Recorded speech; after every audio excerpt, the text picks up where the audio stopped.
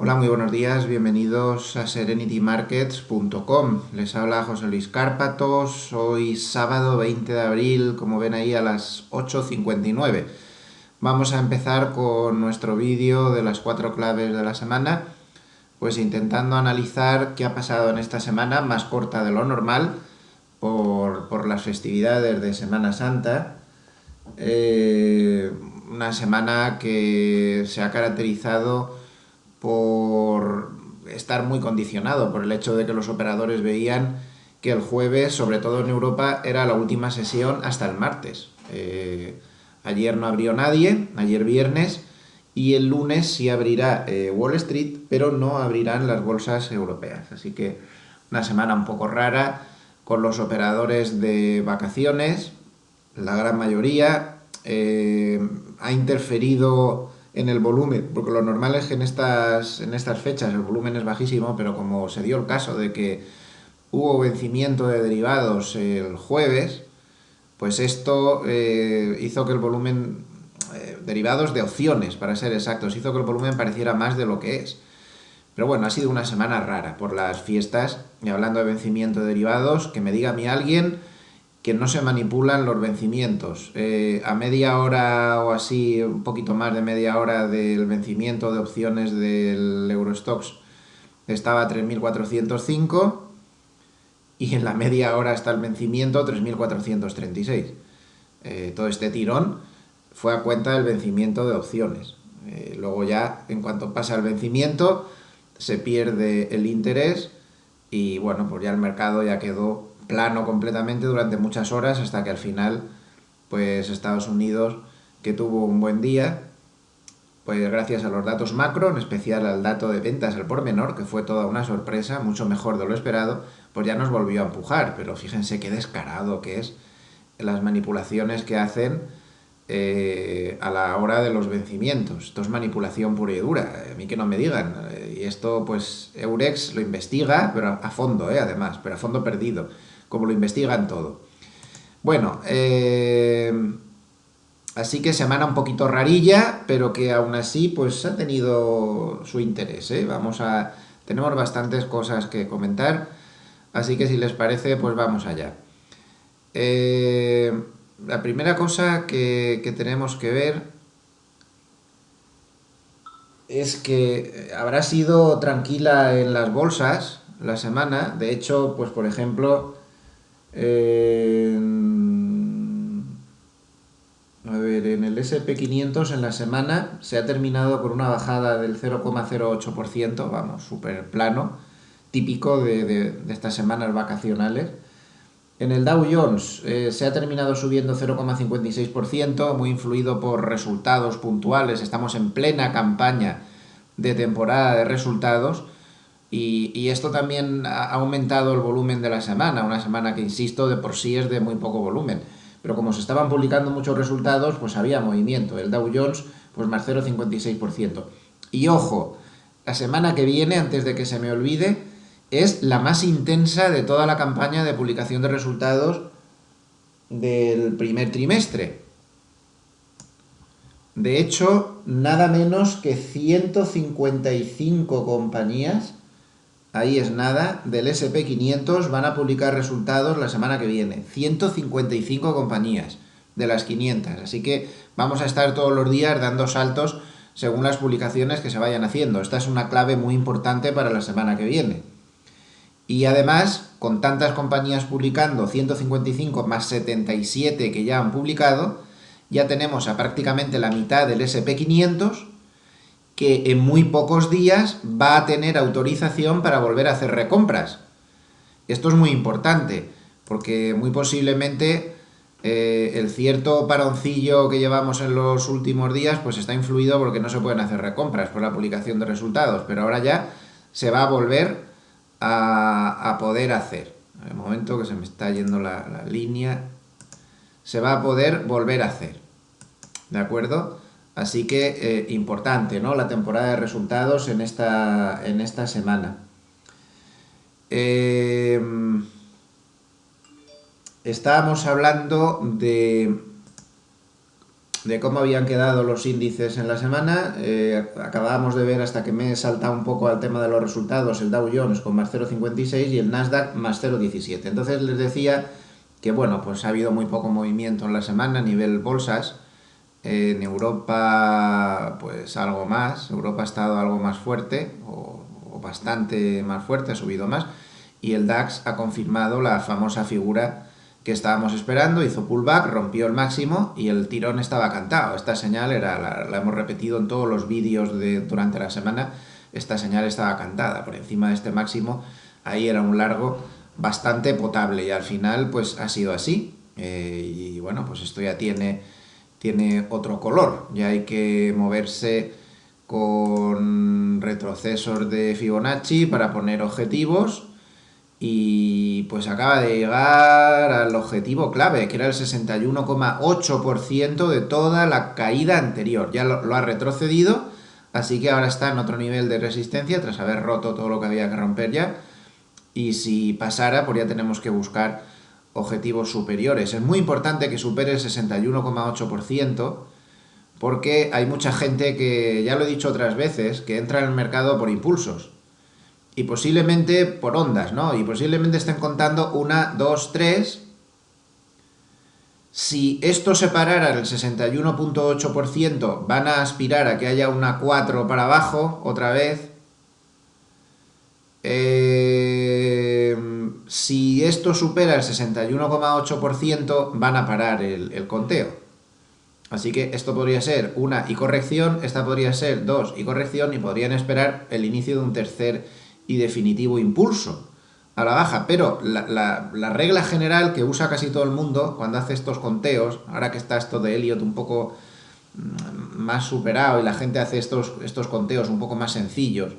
Esto es un tema que, por ejemplo, en el máster en mercados financieros que doy personalmente, lo tratamos en muchísima profundidad, porque es la moda últimamente, ¿no? Pocos hacen ya conteos de Elliott, pero sí hacen conteos sencillos.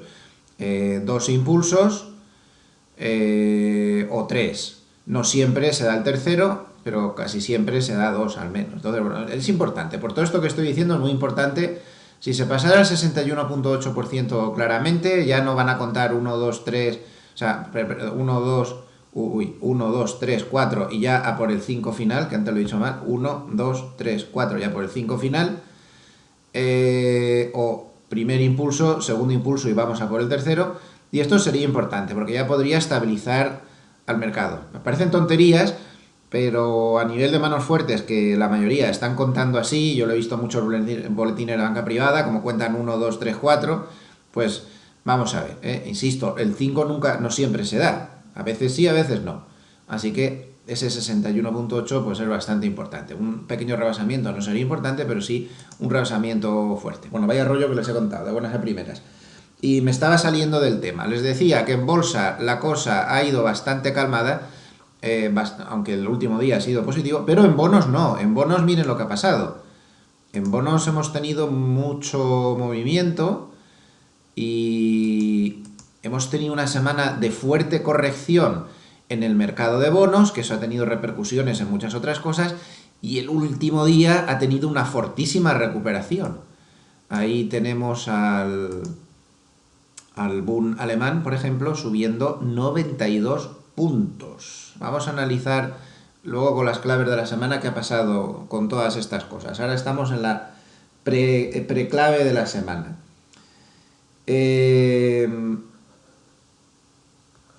Una semana que se caracteriza, esta va a ser la clave número 1, por volatilidad en zona peligrosa. Esta va a ser la clave número 1. Ahora vamos a entrar ya en claves. Y antes de entrar en la clave, otra pequeña percepción.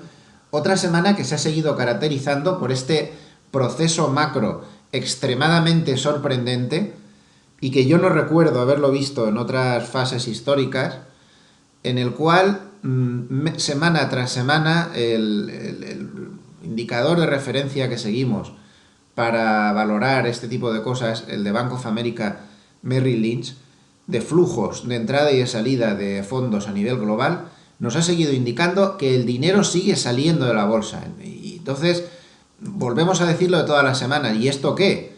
Pues esto son recompras, esto son cierres de cortos, eso son, sí, también hay compras, pero los flujos masivos no son de entrada de dinero de bolsa. Por ejemplo, es espectacular pensar que en las últimas casi 60 semanas en Europa solo dos han tenido entradas de dinero. Me parece realmente sorprendente, pero bueno, como ya lo hemos comentado muchas otras veces, pues ahí lo dejamos. Esto es bueno y es malo. Es bueno porque la mano fuerte no ha entrado tan masivamente como pudiera parecer, ni de lejos, con lo cual esto tendría potencial de subida, pero es malo porque es una subida un tanto rarilla, ¿no? Y difícil de analizar. Bueno, ahí están los datos. Otra semana más de fuertes salidas de dinero en este tipo de indicadores. Bueno, decía, primera clave de la semana entonces, la falta de volatilidad. Falta de volatilidad empieza a ser pues muy sorprendente. Yo les he preparado aquí unos grafiquillos, vamos a verlos. Bueno, pues ahí va el primero, lo voy a poner un poquito grande, aunque pierda calidad la imagen para que lo vean mejor, que esto del YouTube a veces sale muy pequeñito. Yo creo que ahí lo ven ya bastante bien. Bueno, aquí en francés pone la caída de la volatilidad del dólar en parte ligada a la del VIX. En este gráfico de Thomson Reuters pues podemos ver en amarillo el VIX desde el año 2017, es decir, el índice de volatilidad de las opciones del SP500, y en azul la volatilidad del dólar. Bueno, es que la volatilidad de todos los mercados se está cayendo. Toda la volatilidad se está cayendo. Es una cosa de exceso de confianza evidentísimo. Evidentísimo. En el 2018, antes del tortazo de febrero y demás, pues la volatilidad de ambos también estaba muy baja, pero no tan baja como ahora. Es un poco alarmante esto. Demasiada confianza. El mercado está como anestesiado, cree que tiene el put Trump y esto no va a bajar de ninguna manera. Y, no sé, da un poco de repelús. Vamos a ver otro gráfico. Bueno, pues ahí está. Voy a agrandarlo todo lo que pueda. A ver si lo ven ustedes mejor. En francés dice, las posiciones cortas sobre el VIX, pues más hacia abajo. El naranjita, o sea, la línea naranjita sería las posiciones netas abiertas en el futuro del VIX. Como vemos, aquí está todo bicho viviente vendiendo volatilidad. Ya estamos otra vez. ¿Les recuerda esto etapas anteriores y lo que pasó después? Ya está todo el mundo vendiendo volatilidad. El mercado ahora mismo, se lo digo de verdad, o sea, es que hablas con gente que lleva hedge fund grandes y demás, aquí todo el mundo está vendiendo volatilidad. Es el trade de moda, pero de moda universal. Vender volatilidad de 1000 maneras diferentes.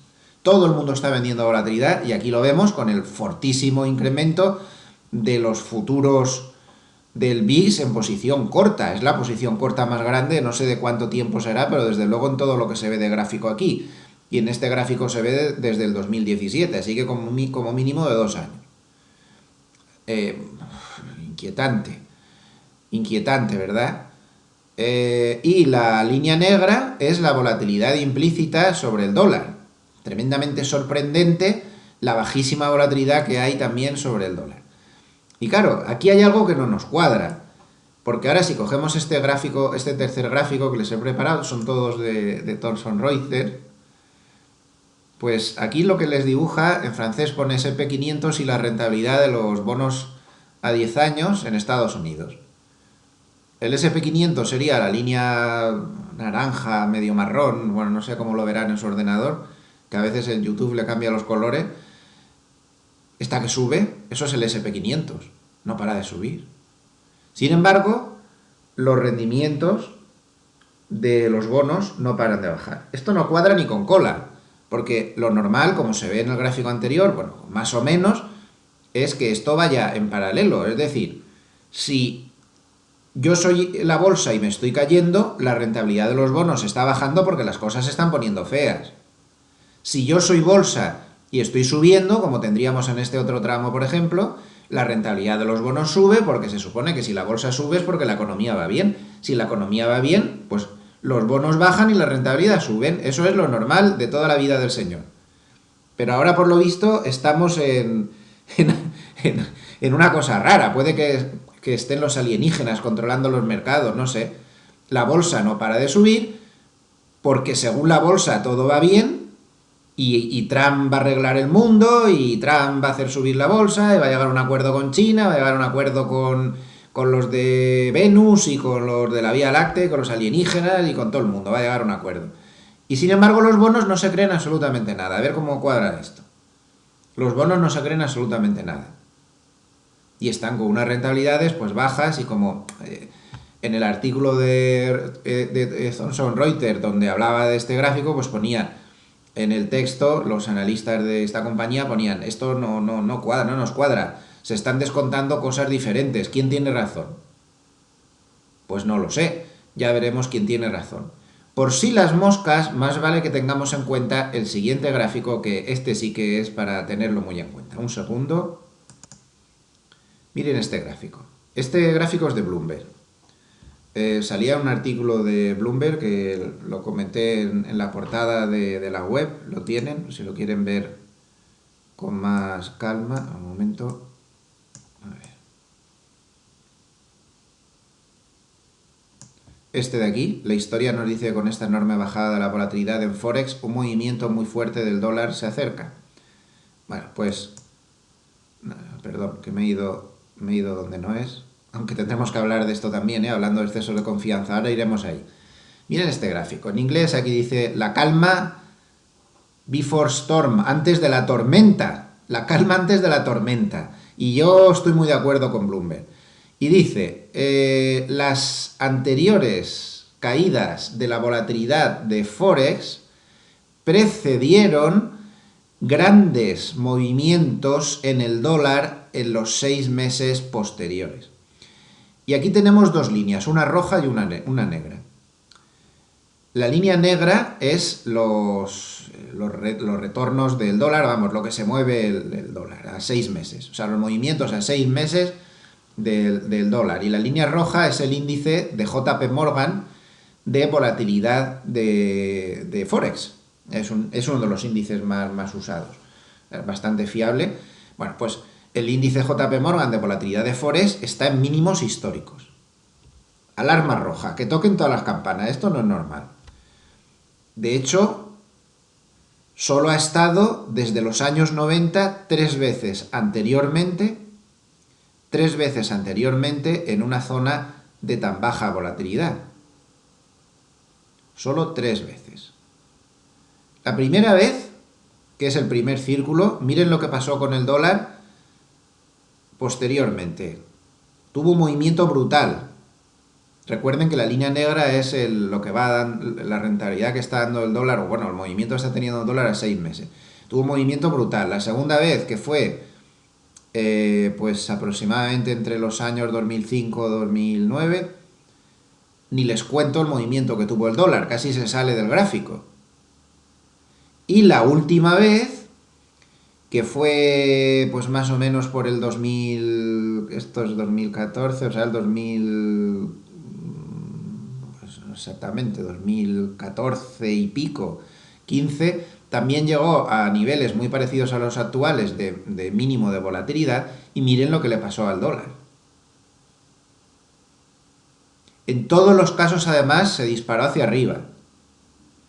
Ya sé, ahora les dirán en toda la prensa del establishment que esta vez es diferente, sí, porque esta vez resulta que las amapolas están dando el polen de otra manera, que hay menos abejas, que hace calor, que hace frío. Vale, bien. No va a ser diferente, nunca es diferente, va a pasar lo de siempre. Así que vamos a ponernos las pilas y el casco, porque estos excesos de volatilidad en todos los mercados, el índice MOVE, M-O-V-E, por si lo quieren buscar en el Google, porque ya no me da tiempo a poner tanto gráfico, si no vemos las claves a fondo.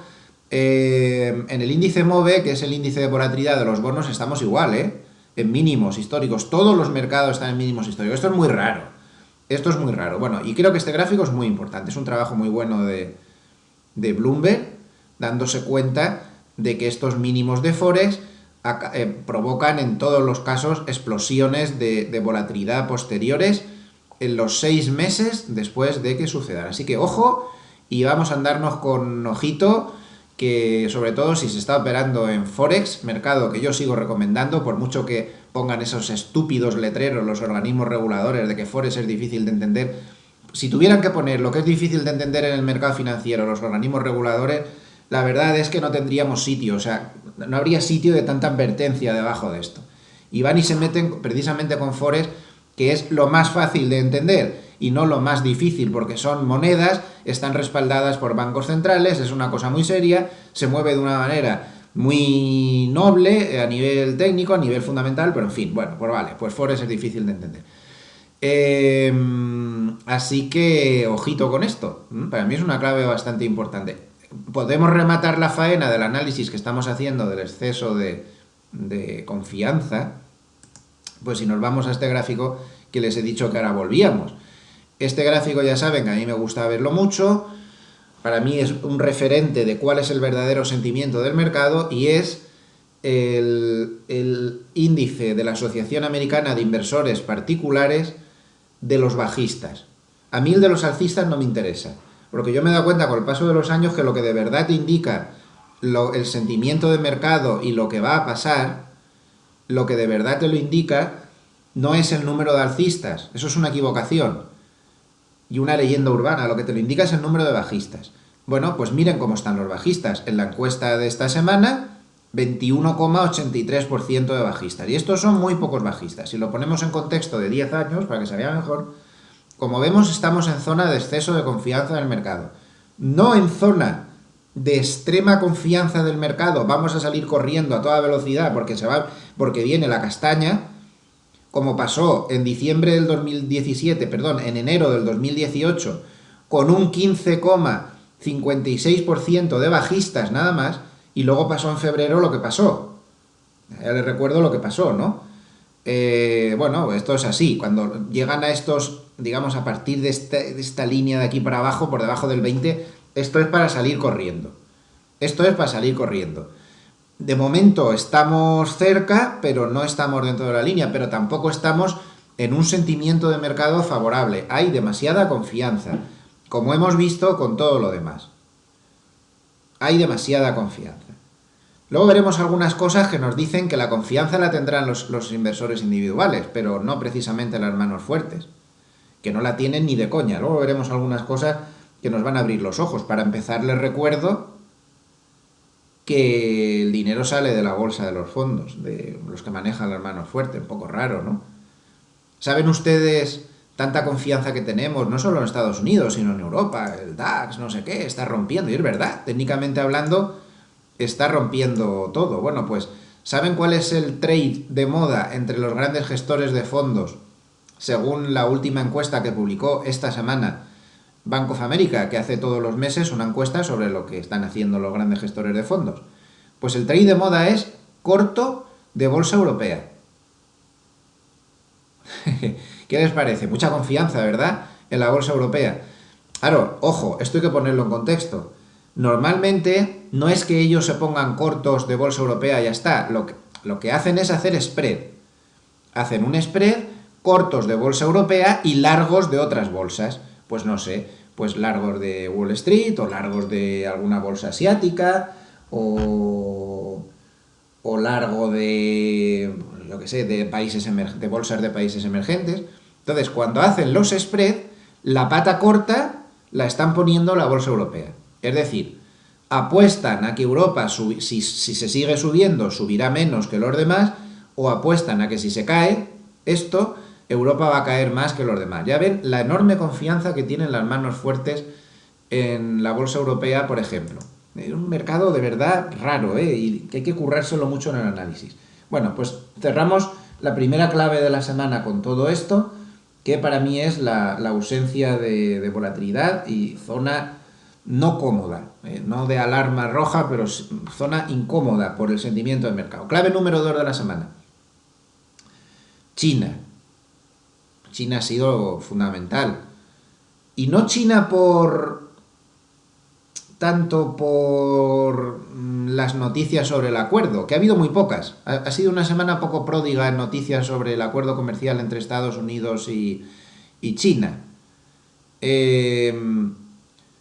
ha sido una semana donde algo sí se ha visto. Por ejemplo, el Wall Street Journal dio una noticia según la cual el acuerdo se podría firmar a finales de mayo o principios de junio en una ceremonia solemne. Con lo cual, bueno, también ha aparecido alguna noticia de los chinos diciendo que efectivamente se está trabajando en el texto del acuerdo, pero que se está muy lejos de llegar aún, muy lejos de llegar aún al acuerdo definitivo.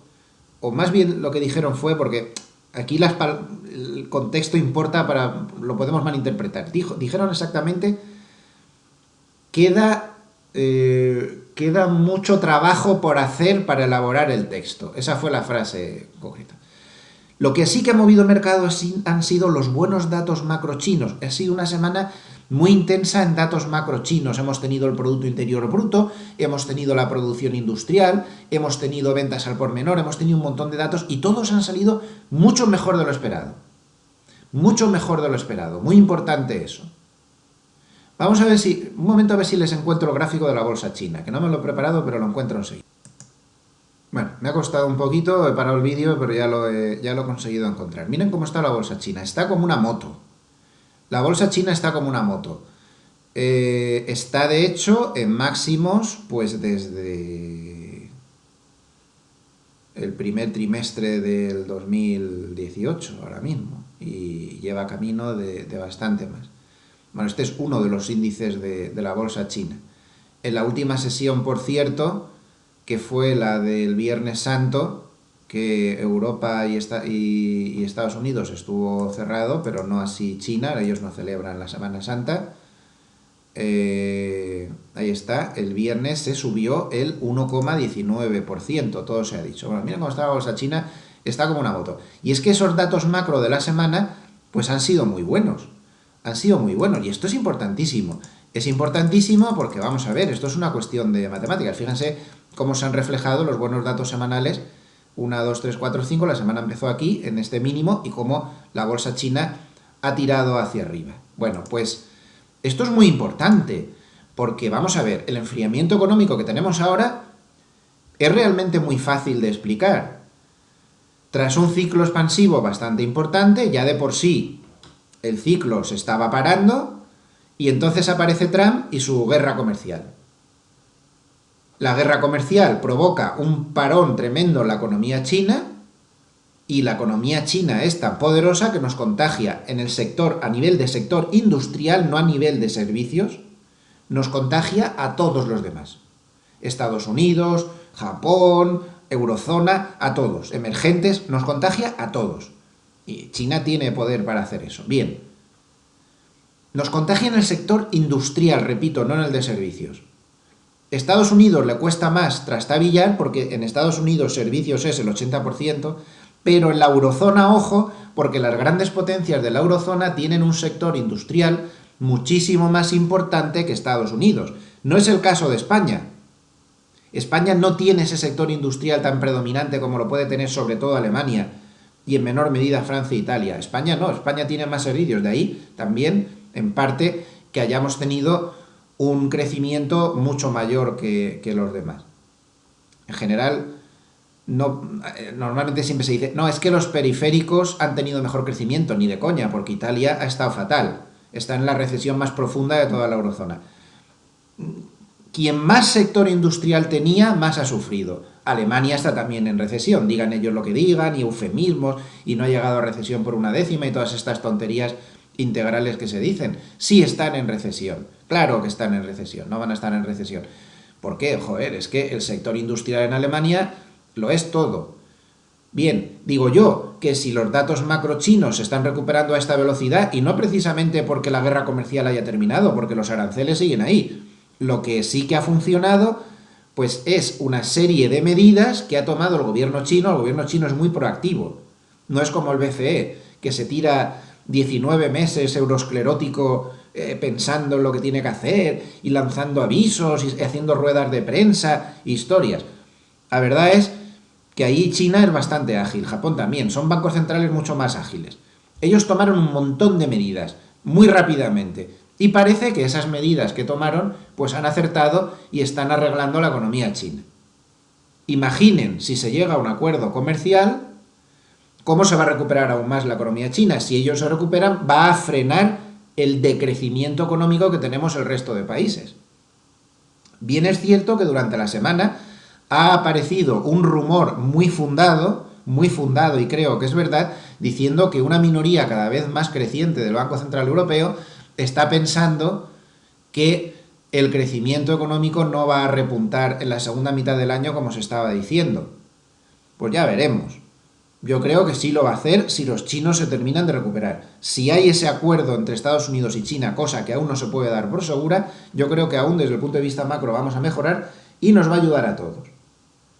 Lo malo es que Europa está muy tocada y durante la semana les decía al principio que esta subida de los bonos final, tras haber estado toda la semana corrigiendo, como vemos en el gráfico del Bund, había estado toda la semana corrigiendo, la mejora del último día venía por los datos macro de PMI de la eurozona, de PMI de manufacturas de Alemania y de Italia y de Francia, que han sido muy flojos. Y ahí los operadores sacaron la conclusión de que no estamos aquí mejorando y aquí estamos un poco peor.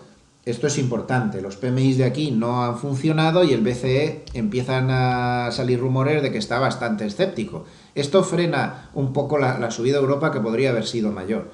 Pero nosotros seguimos pensando que si lo de China se arregla podríamos salir. ¡Ojo! Siempre y cuando Trump no empiece una nueva guerra comercial con Europa, cosa que es muy posible, con lo cual todo esto quedaría en agua de borrajas y Europa seguiría con problemas.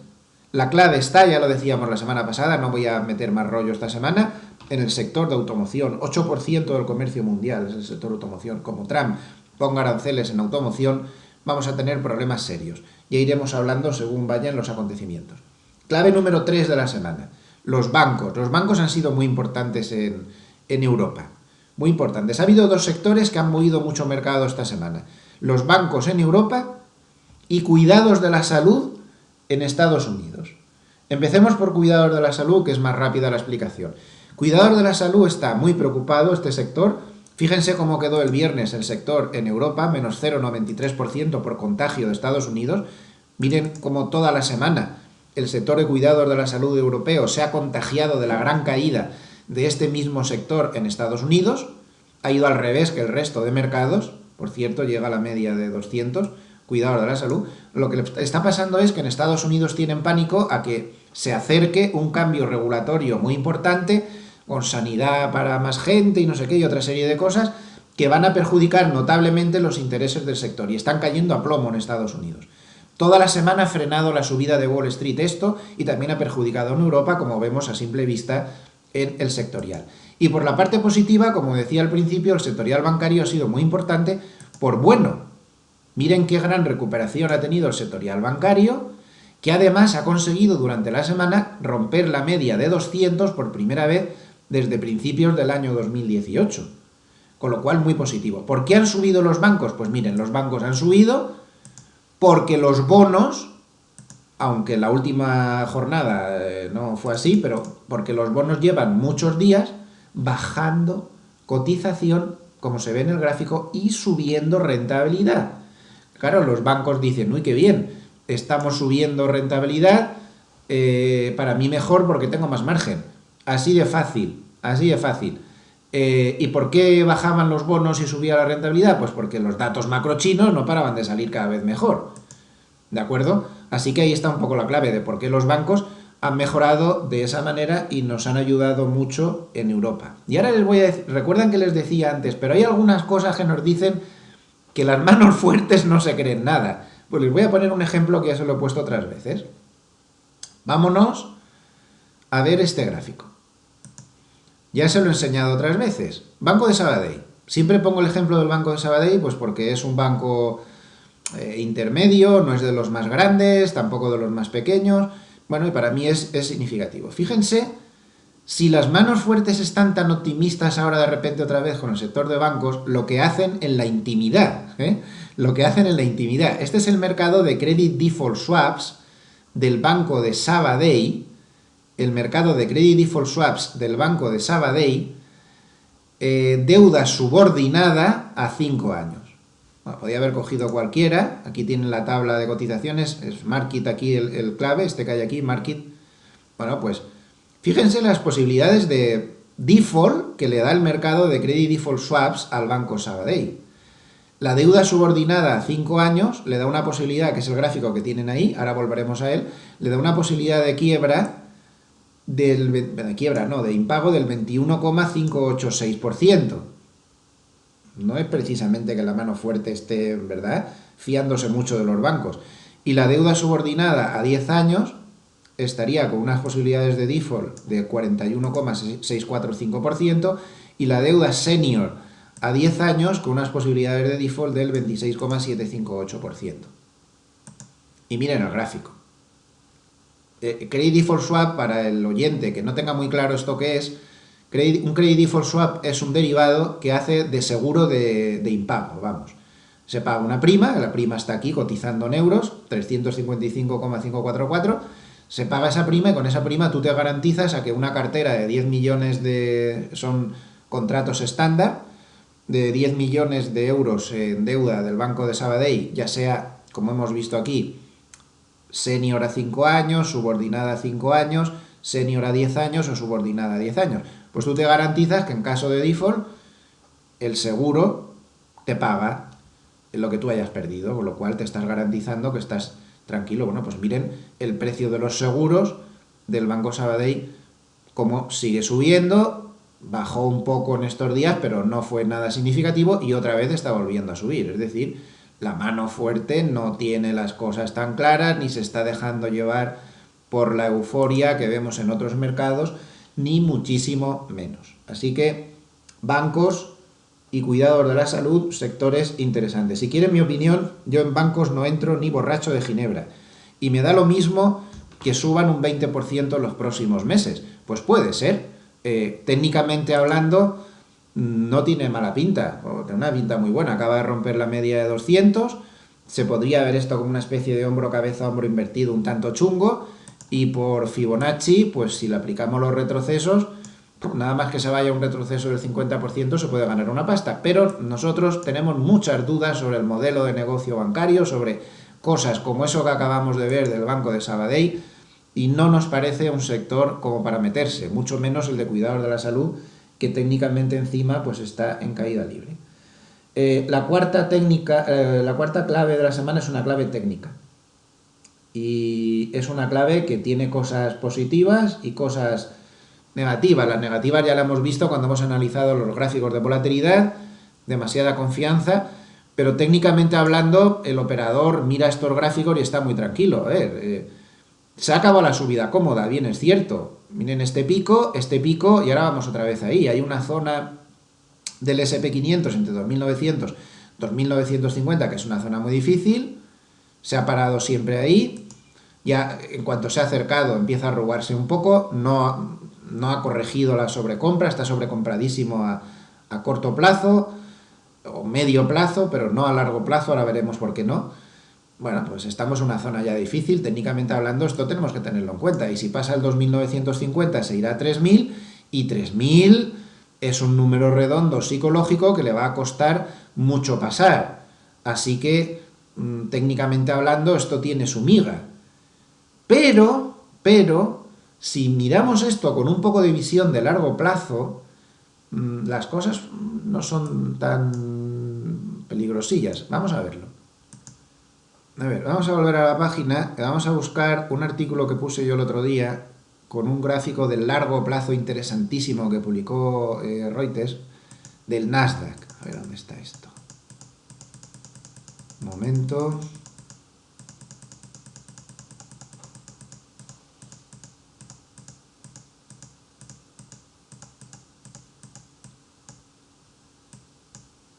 Ahí está. Este artículo, Nasdaq Composite no está sobrecomprado y tiene margen hasta 9.000. Y dirán, pero no acaba usted de decir que sí que está sobrecomprado. Está sobrecomprado a corto plazo, medio plazo, pero no a largo plazo. Vaya, hombre, se me ha refrescado la página justo cuando iba... Ahí. Pero miren a largo plazo, qué interesante. Bueno, ahí luego lo pueden leer con calma, pero vamos a estudiar el gráfico. Voy a subir un poco la pantalla para que lo puedan ver mejor. Ahí, que no se veían las fechas. Ahora sí que se ven las fechas. Lo que pasa es que ahora me ha salido aquí un letrero de publicidad y me tapa... A ver, voy a volverlo a cuadrar.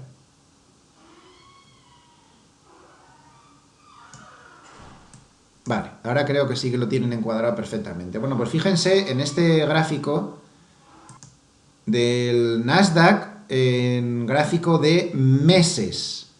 En gráfico de meses. Esto es un gráfico de largo plazo. Fíjense en el largo plazo qué diferencia tan grande respecto a otras subidas. En violeta, debajo del todo, está el RSI. Bien, en el RSI observamos que si nos movemos en gráficos de largo plazo, mensuales, no hay sobrecompra. No, de hecho, no ha entrado la zona de sobrecompra, ojo.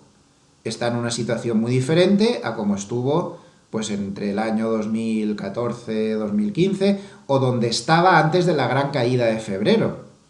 Antes de la gran caída de febrero, el Nasdaq, no sé si se ve bien porque está ahí en letras rojas, un tanto que no se ven bien, el Nasdaq tenía el RSI mensual en el mayor nivel de sobrecompra desde mayo de 1996.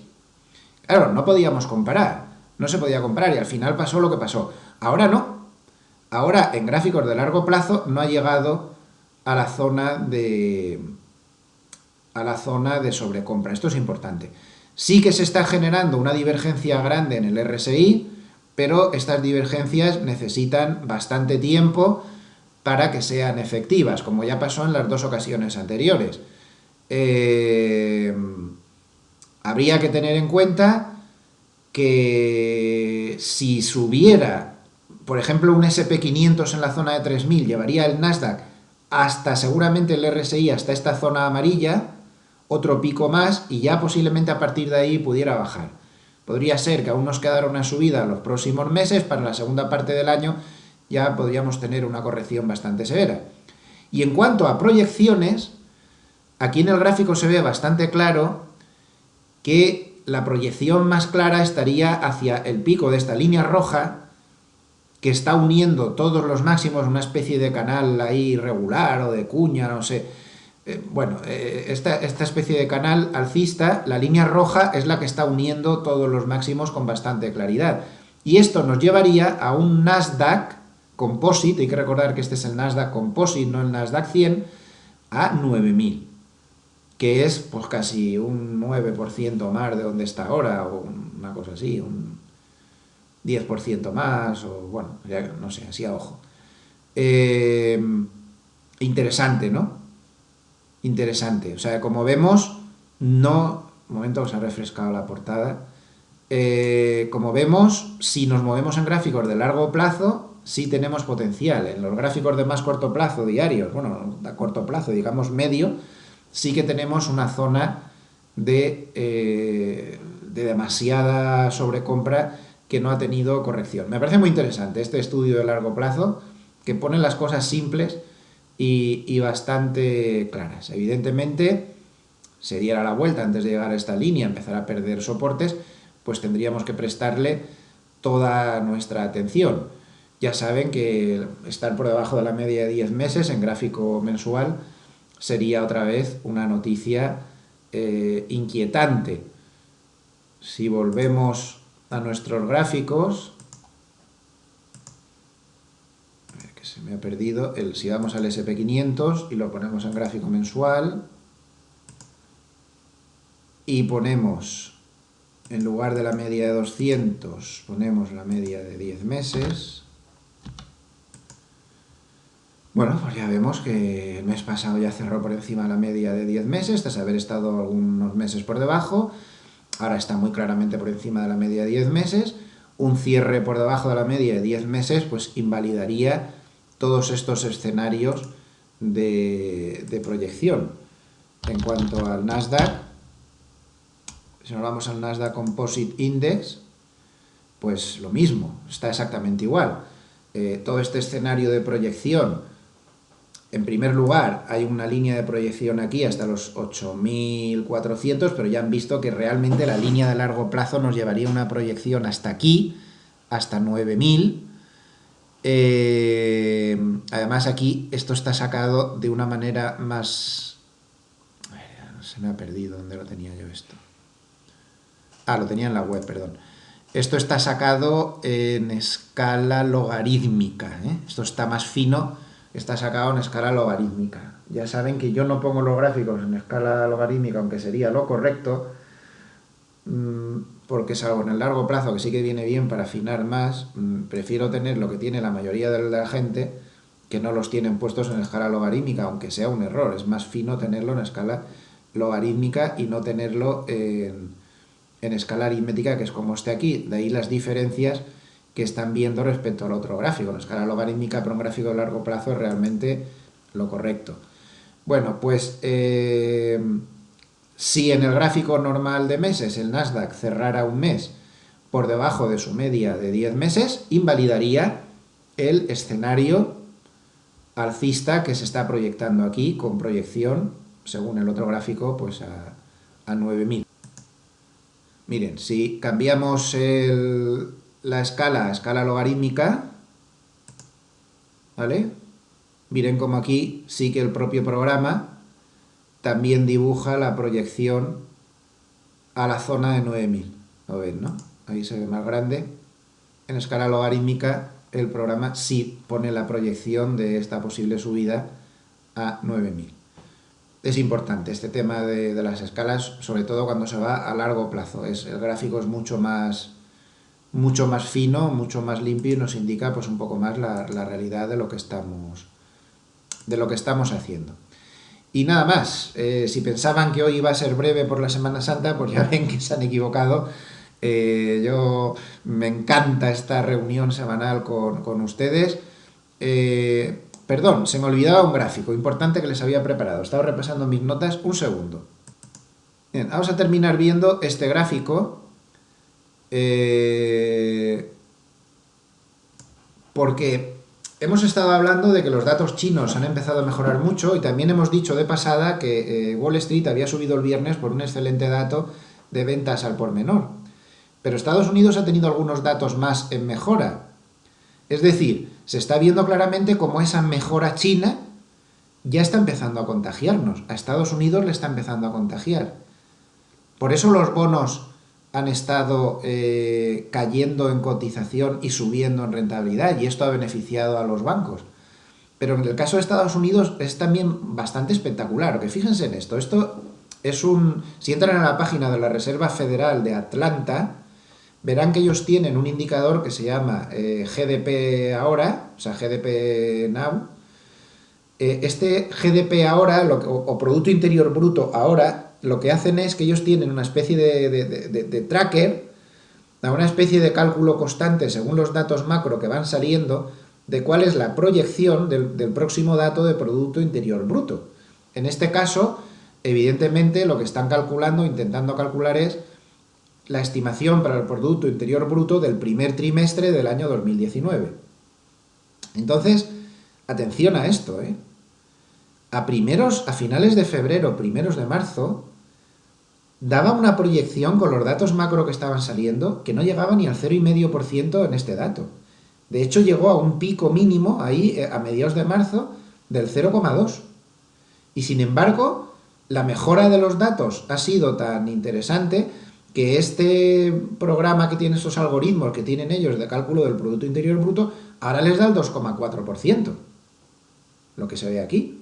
Fíjense la mejora tan grande que ha tenido. Y esto, claro, esto viene por los últimos datos macro que han salido, como por ejemplo ese espectacular dato de ventas al por menor, o otro que salió durante la semana de déficit comercial mucho menor a lo esperado.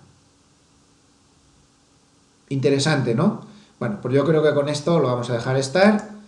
Les recuerdo un poquito de publicidad al final, como siempre. Les recuerdo que tenemos abierta matrícula anticipada para nuestro máster en mercados financieros, y hemos abierto dos posibilidades más para los que el máster les parezca un poco caro para sus medios económicos. Hemos abierto dos posibilidades más con un fuerte ahorro, muy fuerte ahorro, y que también se puede cursar el máster. Si alguno está interesado, pues puede entrar en la página de Intefi, de la Escuela de Negocios que tiene nuestro grupo.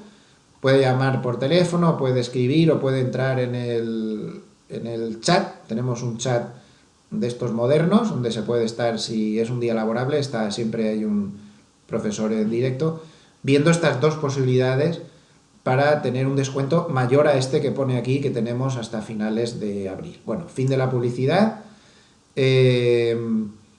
Y nada más, espero que terminen de pasar unos buenos días de Semana Santa y que les haya servido de algo pues este análisis que hemos intentado hacer, pues para poner un poquito de luz en los mercados. Ya saben que el lunes, recuerden, es festivo en Europa, con lo cual solo actualizaremos 4 cosas que haya por ahí importantes, muy poquita cosa, y que el martes ya volveremos a la normalidad y también los mercados volverán a la normalidad, pues todos ya estarán abiertos sin mayor novedad.